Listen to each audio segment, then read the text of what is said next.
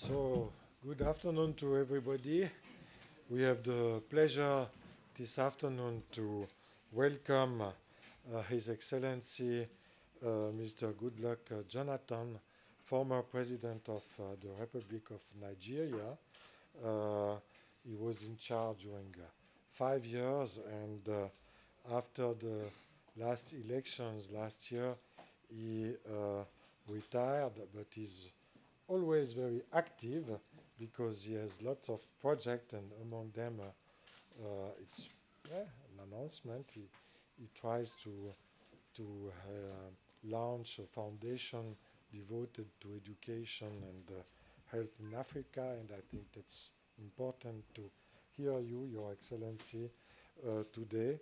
Thanks to be here, thanks to be in the Swiss Press Club for this presentation. I would also thank Robert Blum, the president of the Cercle Diplomatique, who organized the visit of Mr. Jonathan in Geneva, and also Catherine, who helped us to make the link between us.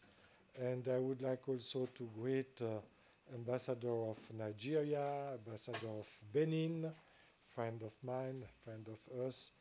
Thanks to be here too. So, before to give you the floor, Mr. President, I would ask you to sign our golden book. Thank you. Just to tell you, there is the, just your signature. The remarks, introducing remarks of President Jonathan are available on the table and at the entrance for the people who would like to. Robert, tu peux signer? Oh, okay, maybe we also ask Robert to sign.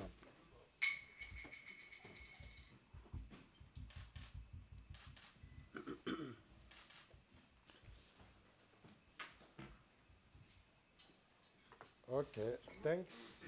And now, Mr. President, I will give you the floor. Yeah, it's okay.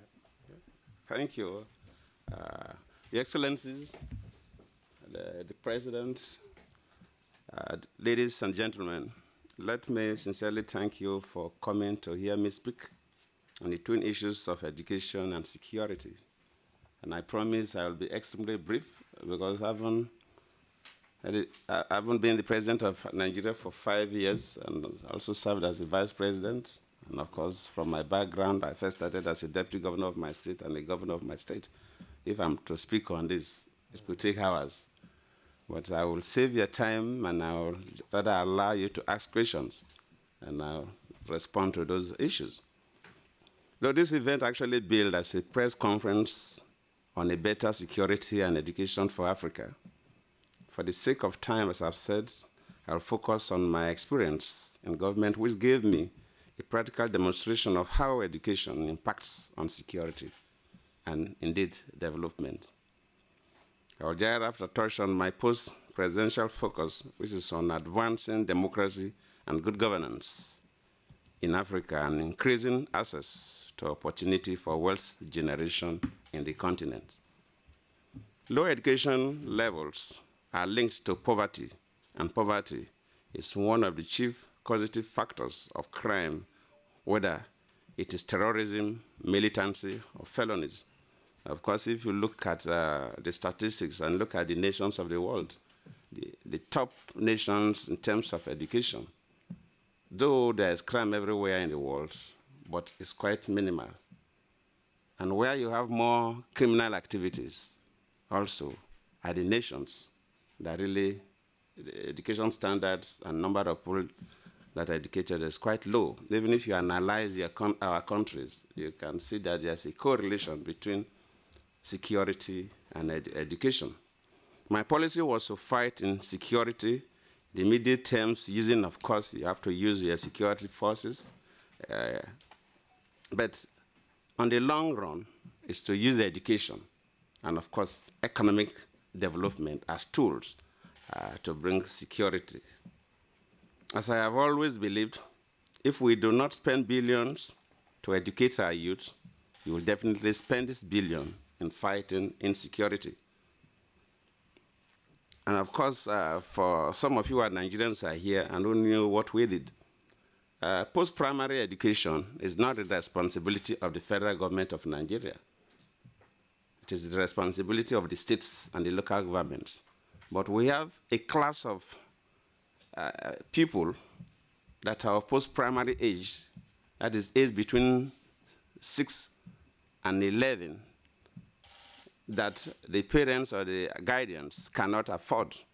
And in the north, we classify them as Almajiri groups. In the south, we classify them as out-of-school children.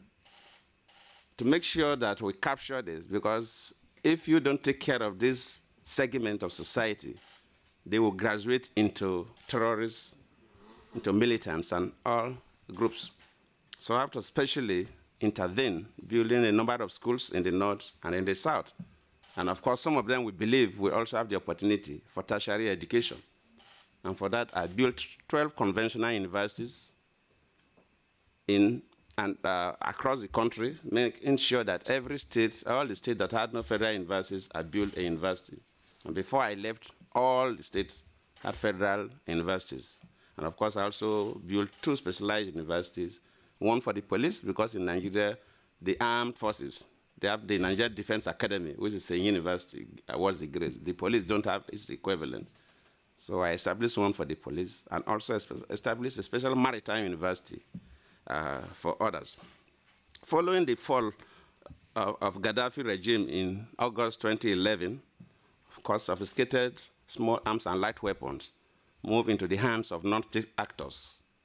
And West Africa, Central Africa became a big problem where you have all kinds of criminal activities. So I have to work with our neighboring countries, especially the countries within the Lake Chad basin, Cameroon, Chad, and Niger, and of course Mali.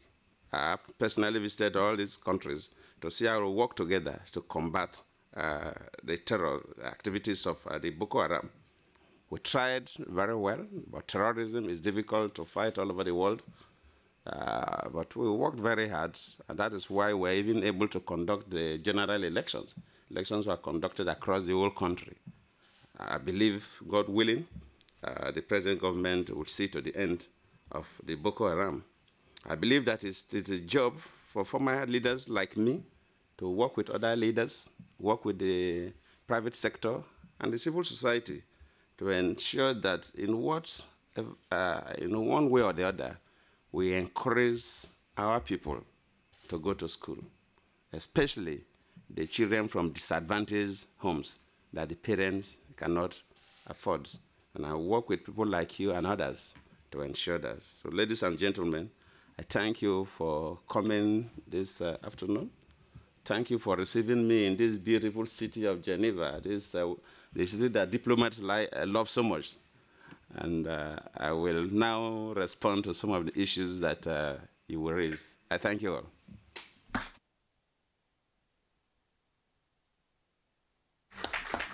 Thank you for this introducing remarks, Mr. President. I think it was interesting to have your feelings and your expectation concerning security and education. I have many questions, but maybe three questions, if you let me. First of all, what you have spoken about the support of other former leaders. Did you have contacts with them?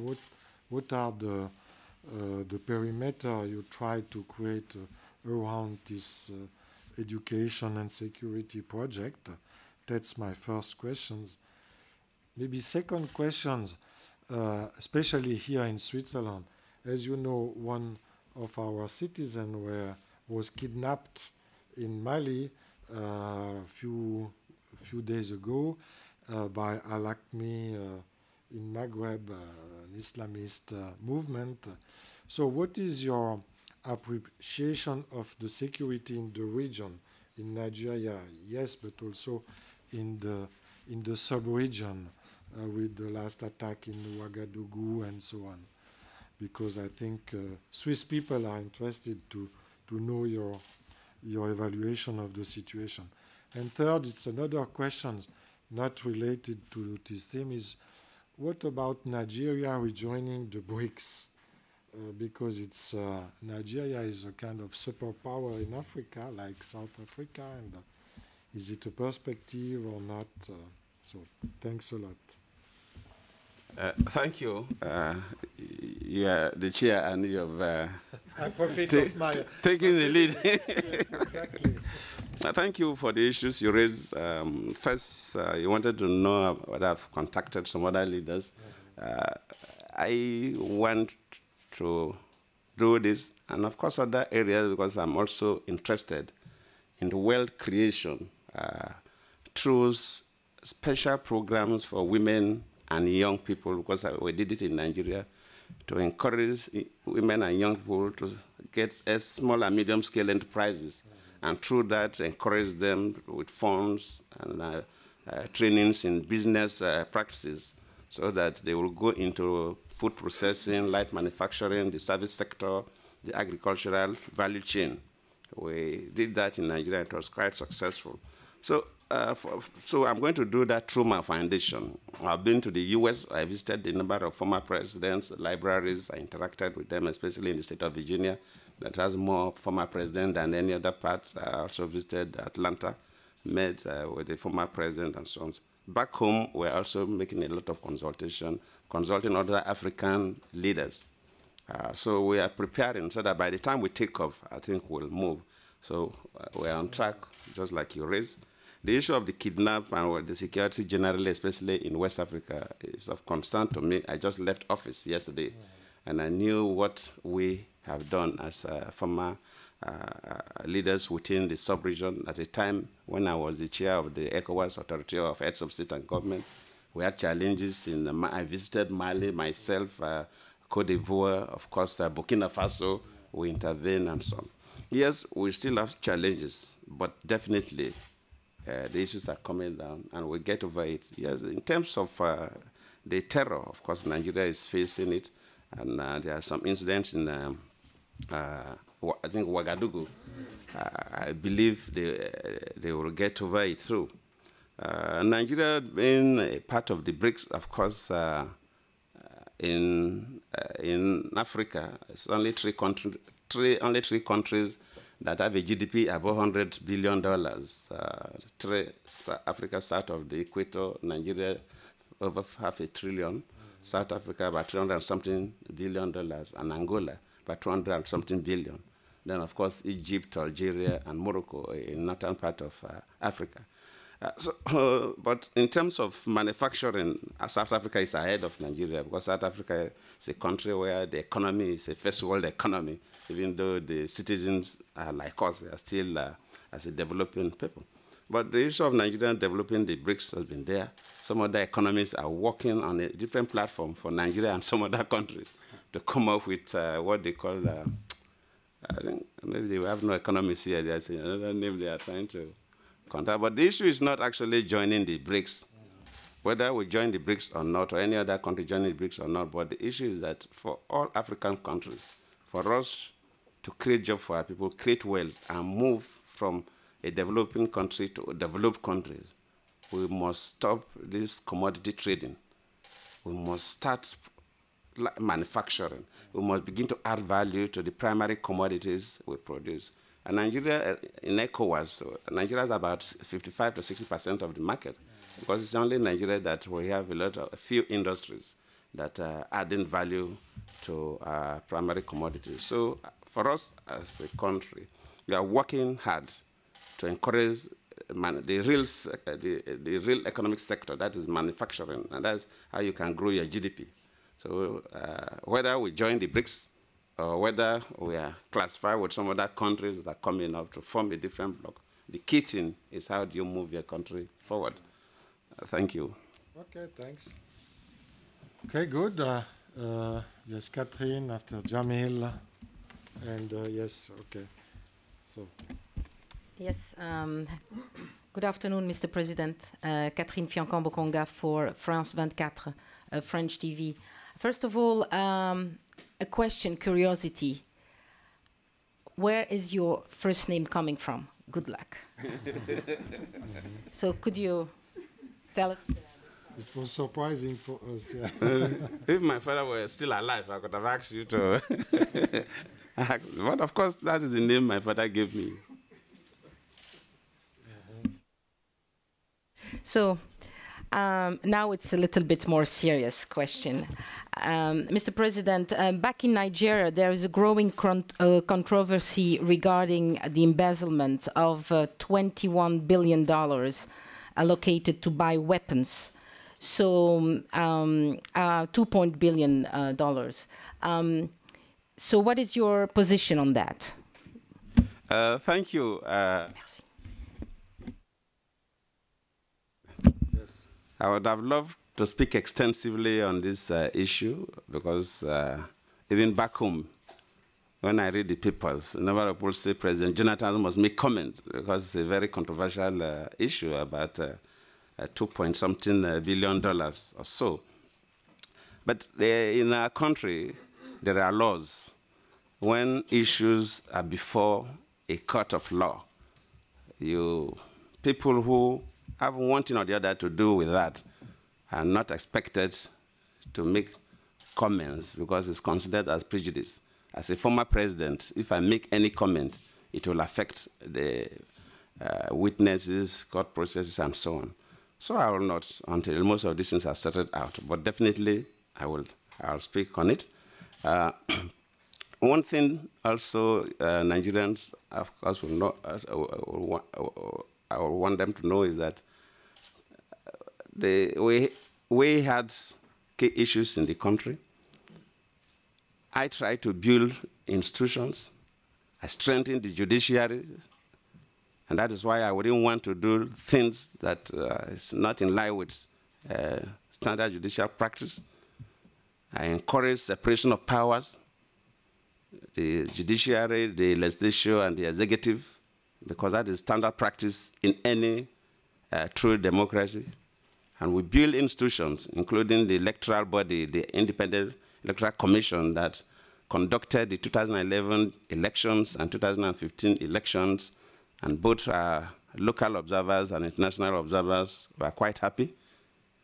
Towards the election, during the campaigns, the country was so tense. A number of people thought that Nigeria was going to disintegrate. In fact, America predicted that Nigeria was going to disintegrate in 2015. The cleavages between the North and South were so sharp. Between the Christians and the Muslims was so sharp. And of course, we still had those kind of terror issues. So to conduct elections peacefully across that kind of a country takes a lot. I wouldn't want to comment specifically on the 2.1 billion because it's not proper. But at the appropriate time, I will speak my mind on it. I have to thank you for raising this issue.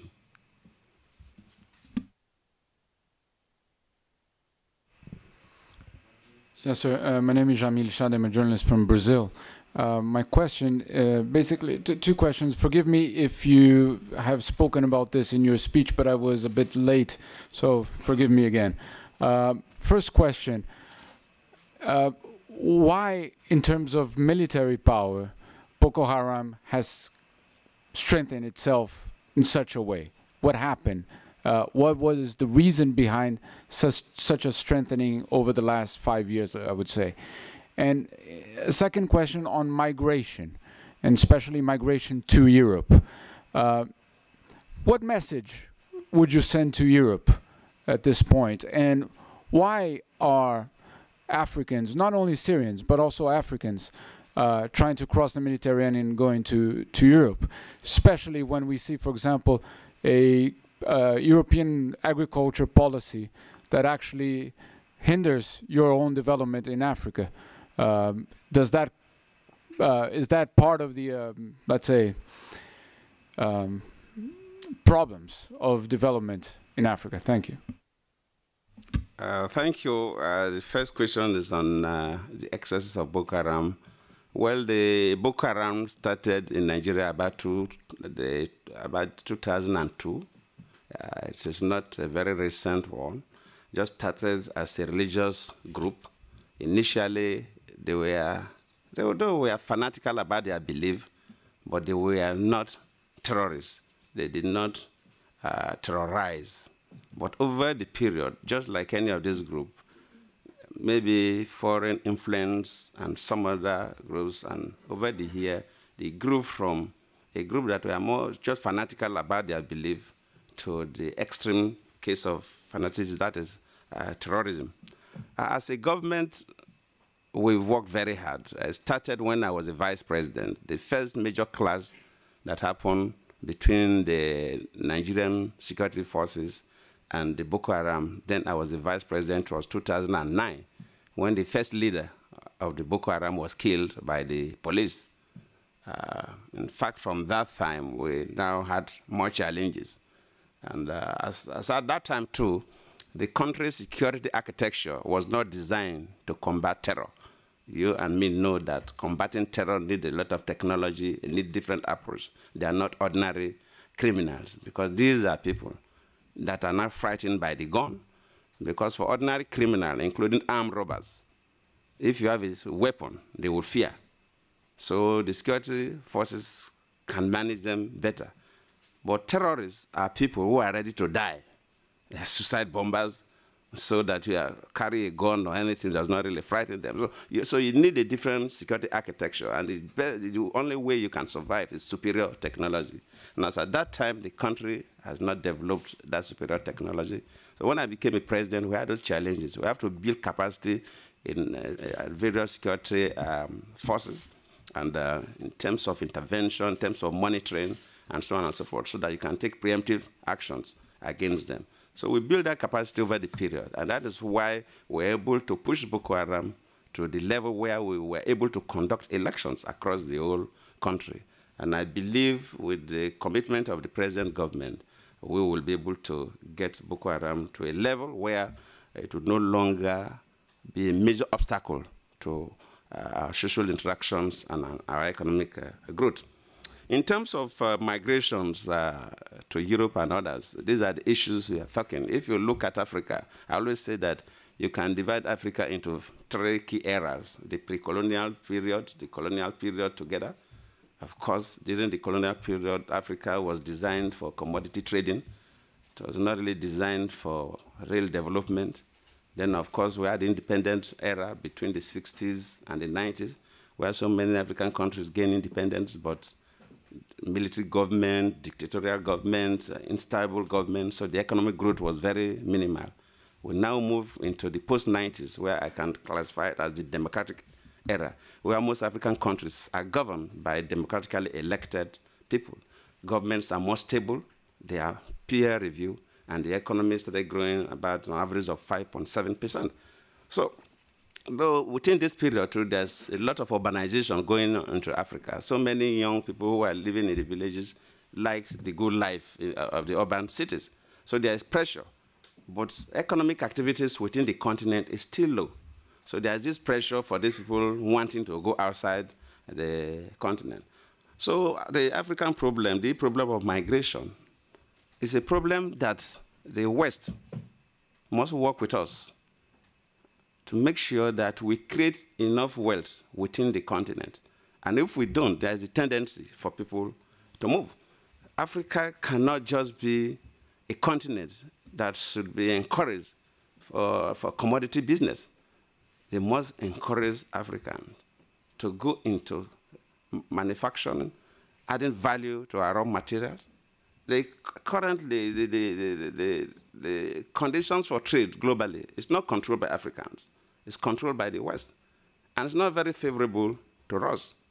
And that is not helping in terms of wealth creation. And I always say that the industrial goods that are produced by the West must be bought by us. And a poor man cannot trade.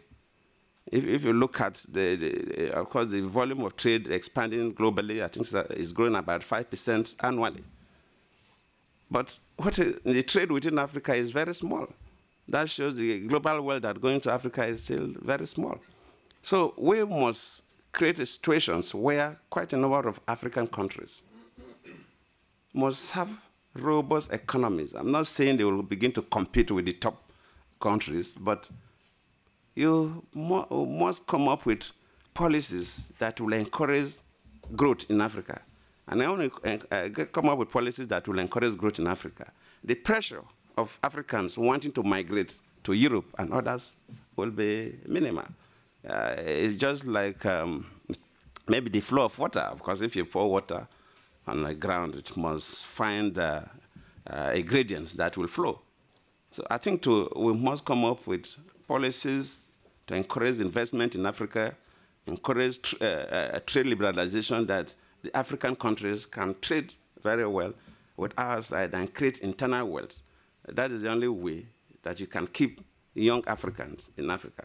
The number of people who are migrating, yes, probably are less skilled, but we have sophisticated young Africans, well-educated, so maybe educated in the top universities all over the world. So if we don't have the economy that can absorb this kind of brains, of course, they will find where they think their skills will be required.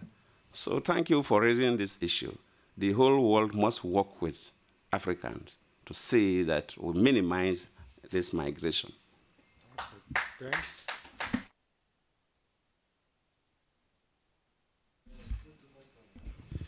Okay, thank you, Your Excellency, the President.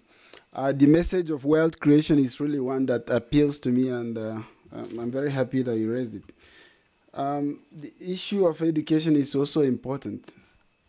My point is, I work, as a matter of introduction, I work with the United Nations Conference on Trade and Development, and we're working on entrepreneurship. And we've been doing study of how to enter Nigeria and help, especially the ones you're talking, the people at the bottom of the pyramid. The question here is that we found there's a great dissonance between the type of education that is delivered in Nigeria and the problems that exist in Nigeria. People are trained in what they are not supposed to, they cannot do in the country. People are trained to do things that they cannot do in the country. And they are trained not to solve the problem in the country. And at the end of it, you realize that no matter what effort you make, that dissonance becomes a barrier. So they have certificates, but they cannot do anything. And my issue now is, how much are you working with the current government? Because it's not just a foundation issue. It's something that has to go beyond foundation to rectify the dissonance. I'm sure that these people will get to that. In terms of entrepreneurship, it requires a lot of help. It requires a lot of mapping and understanding. And we have also concluded another study that shows that sometimes, as you said, people move to the urban centers. But then there are things they can do in the rural areas, but nobody encourages it and nobody defines it. So the little question I wanted to ask you, sir, is how much are you doing with the current government to ensure that this dissonance disappears and the education is not generally used, just education for the sake of education, education for the sake of having certificates, and then education that's not relevant for the workforce to participate in economic growth and wealth creation, as you said. Thank you very much. Thank you. I totally agree with you, the issue of education. Education, analysis of education as to the relevance of education to society is quite complex. If you look at even the African Union level, their educational strategy for 2016 up to 2025 is built on emphasis on science, technology, and innovation. Back home in Nigeria, within that period, we realized that we really need more skilled people. You'll be surprised that even farm managers, because when we encourage young people to go into agriculture, the group we call Nagrupreneurs, and we're talking about agriculture from the commercial farming, not subsistence farming, into adding value, that is processing food and export. We encourage young people to go into farming, from medical doctors, engineers, even lawyers, and so on, kidding. And we realize that as big as Nigeria, that our population in West Africa is almost 55% of the population of West Africa. We don't even have farm managers. So some of these young people have to go outside Nigeria to get farm managers. We don't even have people that can maintain tractors and other farm tools. And we have to go, even we have the largest population, we're supposed to export this to other countries. But we go outside Nigeria to get people from neighboring countries to work in these farms set up by very young people. So I totally agree with you, the issue of education. But one thing about education is that education is like energy. It could be used in so many ways. It's not that somebody trained in a particular field that is always limited to that particular field. Any well-educated person can always find a way. But I agree with you in terms of education that will be relevant. We, even as at that time, we asked the Minister of Education to make sure that the various curricula used for our schools are adjusted to make sure that we train people out that will fit into what, as a nation, we want to do, especially the polytechnics, to train technical people to fit in. In terms of the rural areas, I think the key thing, of course, that is one thing when I took over for the Nigerians to know that issue of power, I mean, electric power has been a problem in Nigeria, very epileptic. And we said that, no, we must put that to an end. Of course, that's why we privatized. We did the biggest privatization program in Africa, if not in the world, in terms of privatizing power. And we said that we must have power in all our rural areas. When you have power in the rural areas and people can communicate, people can use ICT, people can use their phones, electronic wallets for financial transactions, it will enable them, it will encourage financial inclusion.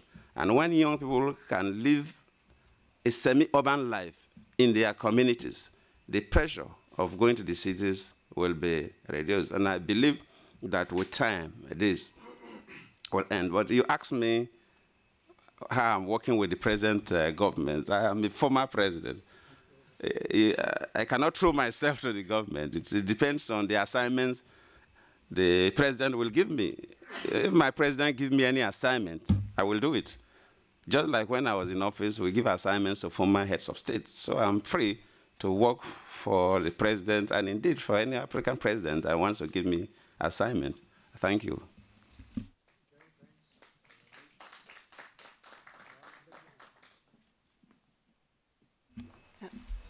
Hello, my name is Paula Duprat. I work with Swiss Info. I have actually two questions. One is going back to the issue of terrorism. The current information minister recently accused you of having dealt with fake negotiators, Boko Haram negotiators. I was wondering how you respond to that, as so far you haven't commented on that as far as I have seen. And then secondly, I'd like to just go back to the initial question. The current president has been waging really this widespread war against corruption, and $9 billion have been missing from the state funds. Meanwhile, the former oil minister, Desani Madaraka, was arrested in the UK for money laundering, and the UK has recently asked Switzerland for legal assistance on someone who's living here in Switzerland, Kola Aluko, who's another close associate. I was just wondering, well, first of all, how do you respond to these, if you can comment any further? And then what was and is your relationship to Kola Aluko? Well, I've mentioned the issues of risk about corruption. And most of these cases, you can, yes, some of them, as you are mentioning, I have an idea about quite a number of things you are raising. Some of them are isolated cases, but they're all linked up. And I wouldn't want to make strong statements on it. In my country, it's not allowed.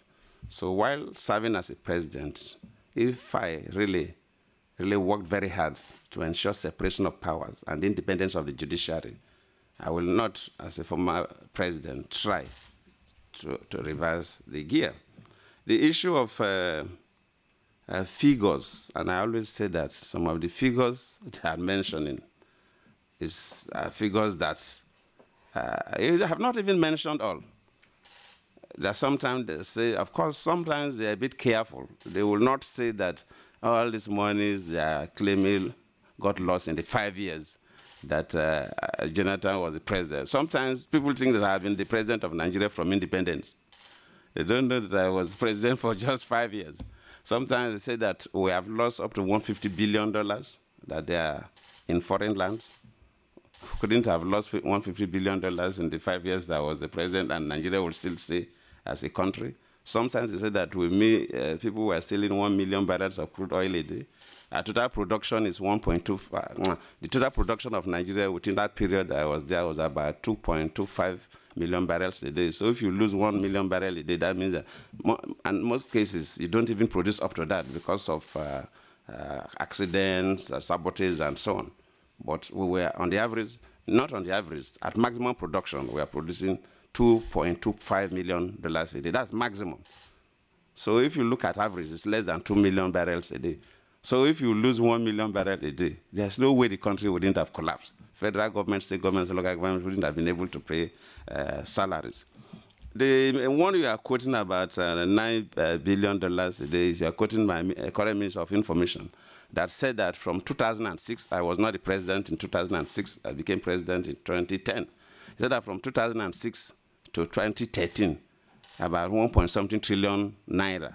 I think that is what some people converted it to dollars and talked about $9 billion. And they said that about 15 governors of states, some private sector people, some federal government, from the federal government functionaries. I believe for the Minister of Information to say 15 governors, he must know the names of the governors. And I believe the list must be with our own security network. So the truth will come out. But these figures, I remember when I was there, somebody quite close, even because of politics, sometimes people come with figures, woke up one morning and said that $49.8 billion were missing within 18 months. I said, what? I was alarmed. How can a country miss $49.8 billion? And I remember when I had a meeting with, when we had interactions with EU, Africa leaders and EU, and had a courtesy visit to the Chancellor of Germany. She also asked me. And I told her that, look, in Germany, $49.8 billion is small money. But in Nigeria, if we lose $49.8 billion in 18 months, the government will collapse. And she smiled and said that even in Germany, $49.8 billion is a lot of money. But the same person who raised that issue, under 2 days, said that, oh, the money was $12 billion. And under 2 days, he said, no, it was $20 billion. And we got international forensic auditors that looked into it. The Senate, and Nigerian Senate is very strong, especially our period, because we encourage separation of powers. The Senate set up a committee that used consultants, they don't do it alone, and look through those allegations, look through the records of the what we call NNPC, the Nigerian National Petroleum Corporation, that they said that lose this money, and they couldn't see it. We get forensic auditors from outside the country, international group, to audit the books of NNPC. They did not see it. They noticed certain discrepancies that they couldn't really explain about $2 billion or so. Even then, they did not clearly say it was stolen. So from $49.8 billion, that's $50 billion, for God's sake. So these figures that have been mentioned, I don't want to go into it. I've said so, or at the appropriate time. Let the security and the court sort out this. At the appropriate time, one can make comment. But the figures are quite alarming. But like I remember specifically, the one they alleged about $49.8 billion, Senate set up a committee, they probed, we engaged forensic auditors, international forensic auditors. We did not see it. Okay, thank you. I have many questions, but we have not a lot of time, but we will take 10 minutes. Sorry, there is still one you asked about. The government was accused for fake negotiators with Boko Haram. Sorry. We did not negotiate with Boko Haram. I agree within that period, yes, because whenever you have a problem and people offer that they want to help you solve the problem, yes. It's just like not too long ago in my president press briefing, he was also saying that, look, if they get a credible leader of the Boko Haram, they will discuss it. People come with all kinds of names, but the government never set up a team. The committee we set up was a committee because we felt that the Boko Haram activities were coming from a section of the country, mainly from the northeast. And they are more centered in two states, one a state called Borno State and a state called Yobe State. And of course, if you relate these issues of education and crisis, you really see that in terms of education dropout, these are one of the worst states in terms of more than 50% dropout in terms of education. In some of these states, I cannot remember exactly the statistics. Out of every 10 children that are born, less than 4, about 4 or so, that actually go to school. Borno State and Yobe, because the dropout was quite high. And that's these headquarters of Boko Haram. And we felt that, well, there may be local issues linked up with the Boko Haram. And we set up a committee of senior people across to see if they can have conversations with leaders, religious leaders, community leaders, youth leaders, and to see. It's not a committee that we set up that go and negotiate with Boko Haram. We did not negotiate with Boko Haram. So I think sometimes, of course, all over the world, people do all kinds of things in the name of politics. Sometimes we play politics with very serious national issues. We did not negotiate with fake Boko Haram to surrender. No, we did not. Okay, the group that we negotiated with, in fact, started with when I was the vice president, was the militants in the Niger Delta. Because if we have negotiated with Boko Haram, we would have come up with a program. When we negotiated with the militants in the Niger Delta, because the militants in the Niger Delta have clear identity, when you invite them, they will come. As at that time, we negotiated with them, and we came up with what we call the amnesty program. We asked them to surrender their weapons, and they surrendered their weapons, and we engaged them in training. Some of them were trained outside this country. Some were encouraged to do businesses and so on to get them reintegrated into society. So if we had negotiated with Boko Haram, we would have come up with something. You cannot negotiate with a group of terrorists or militants and you just negotiate and sit down. When at the end of the negotiation, there are certain expectations from you and there are certain expectations from them. And there was not such a thing. So if somebody said that during my time we negotiated with Boko Haram, I think that person is just playing politics with it. So thanks a lot. So many questions. So we have not a lot of time. I take only 2 questions maybe from our African colleague. So you and you. Sorry for the other ones. Your Excellency, let me start with on a lighter note. I've had the opportunity to meet you on 2 occasions when you were the president. And each time I've met you, you were with your heart. When you came in now without it, you look different. So I was saying maybe it's a new ex-president decision.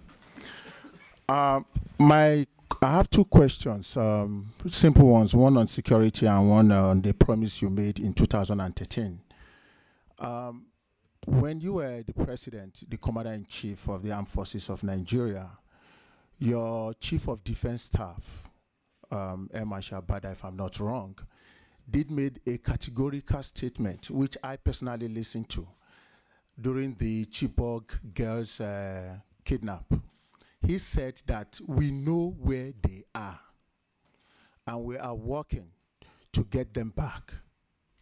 I'm surprised, and personally I'm puzzled that till you left the office, knowing where the girls are, a statement coming from your chief of defense staff, until you left, the girls were never found. What went wrong? My second question is on, in 2013, you were in Geneva here. We met at the Intercontinental Hotel and with your finance minister then, Ngozi Nwela. And by the way, I'm Ebalo Philip, representing Nigeria in diaspora. So we did make a presentation to you then about a cooperative model that we were setting up in line with your UWIN project, which was a very good one. The minister did invite me to Abuja. I came. She couldn't meet me because of pressure, work pressure. I met Olusi, who was then the director coordinating the UWIN project, because we wanted to have an access to the projects that were being kept at the Bank of Industries. Anyway, my question is, at the Geneva meeting, you did make a promise that you will buy one social part. until you left, that promise was not redeemed. Can I take you on that now, that you still buy that social part on that cooperative? Thank you. Thank you. Yeah, first talked about my hat. I think today I decided to come without the hat so that people will see my gray hair. That they will know that I'm not a very young person. Thank you. You talked about the Chief of Defense Staff. Yes, I'm aware of that statement. I actually, when he made that statement, I called him to my office to brief me properly. He briefed me because these are security issues. And I'm no longer in office, so I didn't want to comment. But one day you will see him and you ask him, he will account for it.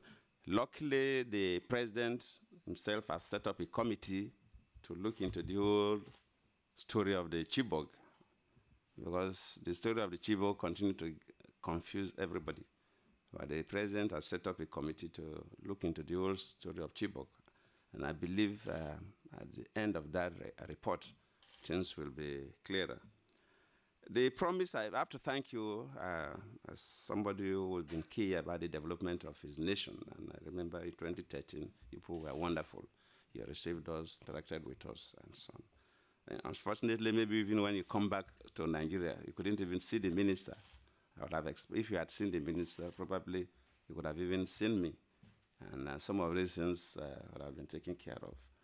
I'm not holding excuses, but as a president, there are some times when people come and talk so many things to me. I say, I wish every person will experience being a president for at least 1 week, so that you know the challenges you have.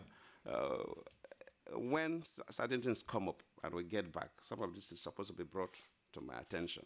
If it is not done, it's so difficult. So I have to apologize that I made promise that I couldn't keep. If it is something that I can do now, using the foundation that I'm planning, then please get in touch, give you a complimentary card so my people will contact you and see how we'll work together. But I'm totally committed to improve the quality of life of our people. Thank you. So last question, we have a journalist. Yeah, please. Okay. Push the button, please. Okay, Mr. President. I want to ask a very simple question based on what you have said. Maybe it's simple. Why are you asking? From what you have said so far, one of the legacies you lay claim to now is building institutions, separation of powers, the judiciary, the police, INEC, and all of that. Yes, we had a free and fair election, and we had a smooth transition. There is some worries back home now that some of those legacies you just enumerated here may be threatened because the government of today is being accused of gradually, transforming the state to a police state. I want to find out if you have fears that the legacies you just enumerated to us here are going to be lost. Okay, there is this young man for a second question, and after we stop, please. Short. Thank you. Thank you very much, Your Excellency, for joining us. My name is Daniel Akimade Mejulu. We met twice at the World Economic Forum in Davos and Nigeria during my tenure there. And my questions relate to those experiences that we had. The first I want to mention, when you were in office, Your Excellency, there was a lot of good that you achieved that you spoke about at the World Economic Forum. We can talk about, the investment in the railway network. We can talk about representation of women. There's so many things, including the things you named. But oftentimes, it wasn't reflected that way in the media. Is there anything you feel could have been done differently to draw attention to all the victories that you enjoyed in your tenure? And my second question is also related to that. When you think about the work you put in to secure agreements with the African Union, to ensure that Boko Haram and encroaching territories into Mali and Chad, Nigerian forces could fight in a concerted way. When we talk about the agriculture victories and the UN, what made it so possible for you to hand over the way you did? A lot of people in that situation would have said, I've invested so much, I want to see this into another tenure. At all costs, I'm going to stay. You made very good statements about, you know, the blood of any Nigerian is not worth your ambition, but oftentimes when people say that, they don't mean it. How did you manage to find the will to do that, Your Excellency? Thank you. So, last questions, 3 questions, please. Okay. Yeah, please. Yeah. No, this is the last. This is the last question. I let you answer. Okay. No. Yes, my friend that talked about the institutions we built. Really, if you had followed up my period in office, because there's no time for me to elaborate when I talked about separating Africa into different eras. You really see that if African countries or the continent must move, then we must have democracies, democratic government. It's not pseudo-democracies. The democracy is not all about conducting elections and announcing a winner. But elections must be credible and transparent and must be believed by everybody that participated in that election. There are so many cases where elections are conducted and winners are announced. The people don't believe people win election. But those will not lead to stability in the polity. And when there is no stable state, people find it difficult to invest. And that is the difference between the independent Africa era, when we had independent but very unstable countries, military coups and counter coups, dictatorship and so on. Now, because democracy is getting institutionalized in Africa, and you are having peer review, stable systems, and that is why the economy is growing. So we build institutions. We ensure that the judiciary was independent and was not influenced in any way by the executive. We ensure that the National Assembly or the Parliament is separated, and so on. We build INEC because without a strong institution, you cannot conduct election. We did not interfere with INEC operations, even at our own cost. And you can go on and on. We are not saying that we solve all the Nigerian problems, but you cannot solve all the problems. No president can solve all the problems of a nation. And of course, I was there for just 5 years. So we tried our best. But when you ask me about what is happening, it will be a very bad culture for a former president to begin to comment on. It's not the global best practice. Because any comment, if you go back home now, it would be the, so as a former president, you're not helping me, you don't like me if you ask me to comment on what is happening in my, in my country. Positively or negative, it's not proper. Don't trap me into making such comment. The young man from Davos, thank you for your commitment. I know you've been following up. It really, of course, you know, during my period, the rail started moving. We started building the standard to try to revamp all our narrow gauge rails so that at least we can move goods across the country. We know that the narrow gauge for human movement is not most, of course, the middle class will not even use it, but the traders do. But the key thing is that moving goods, because you'll be surprised that moving goods from northern Nigeria, a place like Kano to Lagos, is more expensive than moving goods from Lagos to Europe.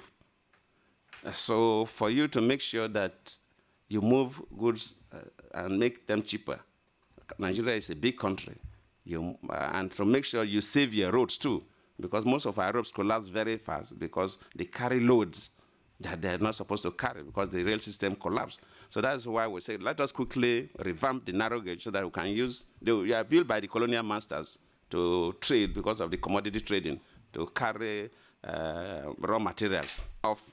That's why you see our rail system north-south, not to the coast, just to convey raw material. So we said that let us also use that to encourage trade. Then we started building the standard gauge. Of course, the Kaduna Abuja line was almost ready for use before we left. Women, we encourage women, of course, in terms of participation in government. Everybody knows we have done more than any other person. It will, not that I opened the Nigerian Defense Academy for also women. Before that time, women were not admitted into the Nigerian Defense Academy. And that means that no woman can be a chief of army staff, a chief of naval staff, a chief of air staff, a chief of defense staff any day. Because there are standard practices that you must pass through the Nigerian Defense Academy for you to get to that level of 4-star general or even 3-star general. And I said, no, women cannot be pushed back. The good ones must excel. So I did a number of other things that I don't need to bore you about women, I think, and others. But you're afraid that these things were not made known. I think they tried. They tried, but quite a number of people raised these issues that when you were in office, it is now we're even hearing about some of these things you have done. And in fact, even the transport minister, the governor of Rivers State, who was a key opposition party member, said it not too long ago that he didn't even know that trains were moving in Nigeria. so you are right. And in fact, the Minister of Works and Power, the former governor of Lagos State, was quoted as saying that we did more roads than any other government in Nigeria. I was the president for only 5 years. There are people who have stayed there for 8 years upward. That I did more roads than any other government. And that even the power sector, they said that at least we have achieved up to average. It's left for the government to move forward. So these are coming from opposition parties that are taking over government. So I agree with you. Probably we did not use the media the way we're supposed to use. It's only the negative stories about issues about corruption. That one, they don't need your assistance. Immediately it is mentioned, it is amplified, it will go viral. But your achievements are hardly known. It's not as if these things had not been mentioned. They have been mentioned because normally every May period, government review the activities of the previous year. We always have this good governance tour that the Minister of Information go around all the states, inspect all projects of government and media briefings. And so it's not as if the ministers have not been briefing, but probably the spread of this news was limited because they are positive news. For you to spread positive news, you need a lot of force. Negative news spread on its own. You don't need any force. So they hear more of the negative things faster than the positive things. But thank you. We'll do our best. Yeah, it's same thing in Switzerland. I can tell it with the media. But we have the last question from friends from Nigeria. Yes, this. Okay, you women questions. One of them, only 2 questions because we have to leave. So you will speak. Okay, please. And Mrs. Okay. And Mr. after we have to stop because we decide 45 minutes. It's 60 minutes. So. We don't want to abuse of your patience. Alors, Mr. President, yeah, Mr. President, after the last election which you lost, you set a record as being the only candidate who did not contest losing an election at the tribunal. Could you tell us why you didn't go to the tribunal? Is it because you believed you were cleanly beaten? And please, Mrs. Your Excellency, my name is Bilkis. Maybe speak in the microphone to be. Yeah. Just for the. Your Excellency, my name is Bilkisu Abdurazak Oduoye. I work for the Nigerian Television Authority. I'm the bureau chief for UK and Europe. I was a member of the National Good Governance Tour. In fact, I led the team from NTA to the South-South and the Northwest. And indeed, the projects on ground were quite amazing, and these were reported duly. Unfortunately, I think during the campaign period, because of the heat of the moment, one would have expected the ministries to be churning out, such programs, but they didn't do that. That was really, I think, what happened. But you are somebody who believes in God, and you wanted the best for Nigeria. It wasn't because you felt you were clearly beaten or anything, but you wanted the best and peace for Nigeria. So how do you feel when you hear ministers, like the Minister of Power now saying, oh, we didn't know, this past president did this much. How do you feel when you hear such comments? Thank you. Thank you. Starting from the first question, I think it links up with one of the issues raised by my young man from Davos, why I handed over so easily, I think I didn't respond to that, but maybe that's why this matter came up. Why didn't I go to the tribunal? You see, we are created for maybe because as a Nigerian we are very religious. We believe that either by evolution or by creation, a human being is designed for different things. That's why even in some people are engineers, some people are lawyers, some people are priests, some are not. So one thing I believe is I did not go into politics because of what I would love to benefit. I go into politics because I believe I should help society to grow, not what I, as an individual, will get from it. So my reason for going to politics is very, very different. And I also believe that it takes the sacrifice of individuals to build a society. Most of these societies we are seeing that are well developed were built by people. People made sacrifice. Soldiers die in the process of defending their people. And so as African leaders, we must also be ready to set standards that others will begin to emulate, others will begin to do like. In Nigeria, it's worrisome now certain that anybody who goes in for election will always go to the tribunal at the end of the election. So nobody loses election.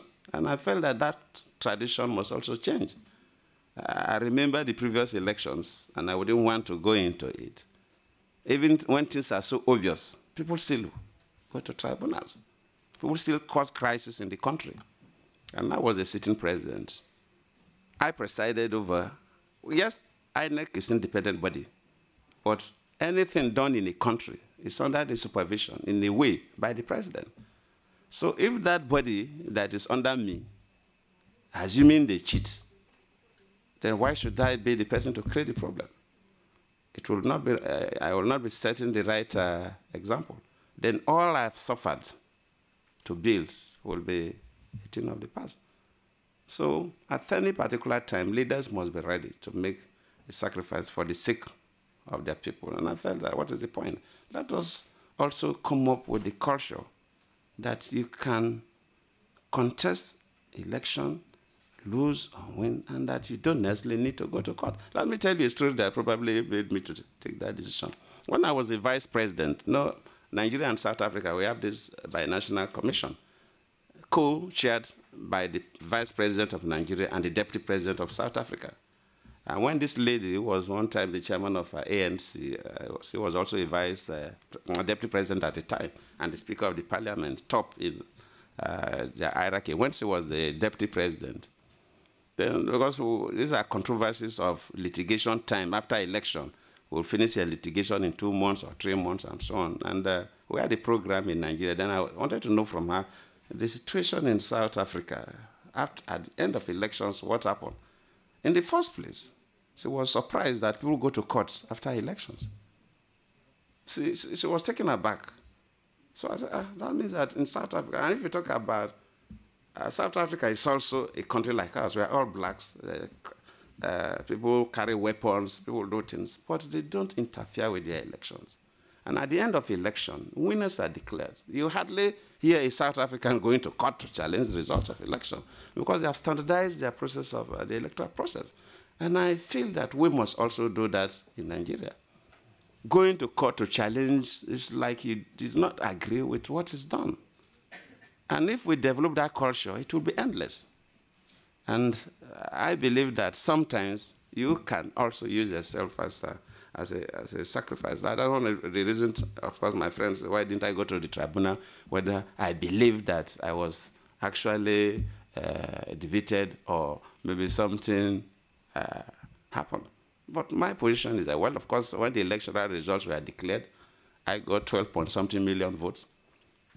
The incumbent, the present president, has 15-point-something million votes. I know a comment made by one of my friends, who was one of the African presidents, the difference in votes. I think Jonathan must be tired in that office, otherwise he couldn't have left that place. But see, these are realities. So I agree with you why you raise these issues. But see, there are certain things that if you do, you are not building a nation.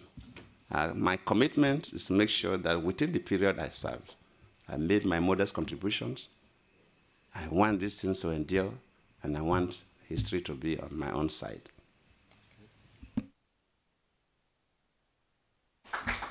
Thank you, Mr. President. It was really nice to hear you. But now we have to stop. Thanks for our African colleagues, journalists from Africa and Nigeria, to share with us this press conference. And so have a good stay in Geneva. Hope to see you soon. Thank you.